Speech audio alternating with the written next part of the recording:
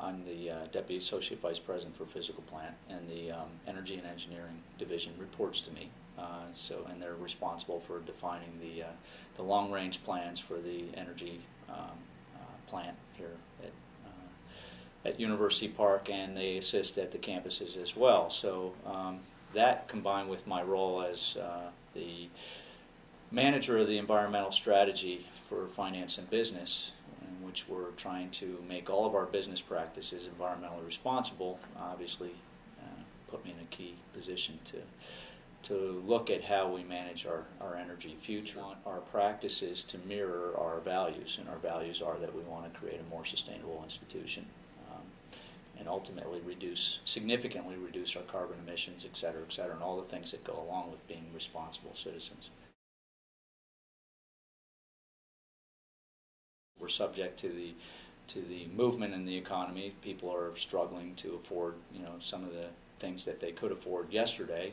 They're a little more difficult to afford today. So, from one aspect, it's important to make sure our costs are retained and kept down, so that our students can afford to attend our facilities. So we have that issue, and that's very closely linked to our energy future.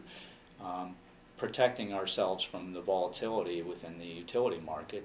We watch natural gas go from $12 to $4.50, a wild swing, and it's now at a point where it's very attractive. But can we trust that, or is it going to swing again? So we've got to ensure a future that allows us to be flexible and take advantage of multiple fuel sources, so we can react to the changes in the marketplace. The other side of the equation is the environmental issues. It's our goal, it's the university's goal, to dramatically reduce their emissions, and that can be done in many forms. Looking at our energy future, an energy future that allows us to reduce in a significant way, and maintain that flexibility to control the costs is kind of what's necessary.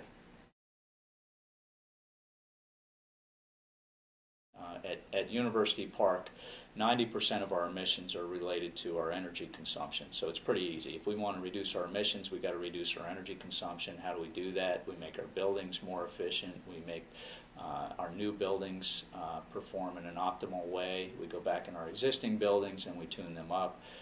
We do everything we possibly can to reduce our overall consumption. Ultimately, we want a cultural shift that accepts wearing a sweater when you're slightly uncomfortable with the temperature, or conversely, taking your tie off, when it's too hot, those are the simple things, but we want it to be totally ingrained within the culture so that we get a natural reduction. So if everybody, just naturally did and behaved in a way that reduced our energy consumption, we would get pretty far. So as we move forward to the next plant, whatever it may be, at some point we're going to have to replace our existing infrastructure with new infrastructure. And when we do that, I would like to be in a position to do that with something that's much smaller, requires much less capacity, because we've all made the incremental changes along the way to reduce and conserve. And I think there's multiple technologies that are developing out there. They're not currently ready, in my mind, and being an institution, a research institution that is required to provide 24-hour-a-day service, 365 days a year, very reliable. We can't afford at this point to be too far on the leading edge where we initiate a technology that's not fully vetted and may not provide the reliability we need. It's not just about comfort when you're at a research institution. You're relied on for many other reasons.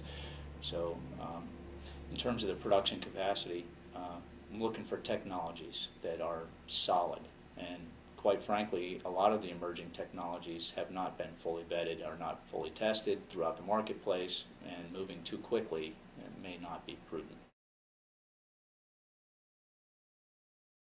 There are other challenges. There are many other challenges. The technology being one. The permitting process for doing anything new is very difficult. State of Pennsylvania is very complicated, the permitting process. We're currently installing a combustion turbine heat recovery steam generator, which will reduce emissions as well as improve efficiencies, and it was stimulated mostly from an essential services standpoint to provide backup power in the event of emergency. And we're in our second year of the permitting process before we could even proceed with design. So it's a very complicated process, and so from beginning to end, we're finding it's taking longer and longer to initiate any kind of significant changes. That's a big challenge. First phase is do anything and everything you can to conserve. Help us change the culture in terms of what is and isn't acceptable, what is and isn't a comfortable offering. We're customer service organizations. We provide what the customers demand. If the customers start demanding less, we're going to provide less. And anybody can get involved in contacting their senators, their representatives, and trying to help us shorten the process from in terms of being able to initiate new technologies, especially within the power plant industry or any major energy-consuming industry. The processes are just so complicated that you spend more time dealing with the permitting process than you do the actual design and engaging with the legislators to help encourage a better solution, and those who have the skills actually getting into that field and making a change.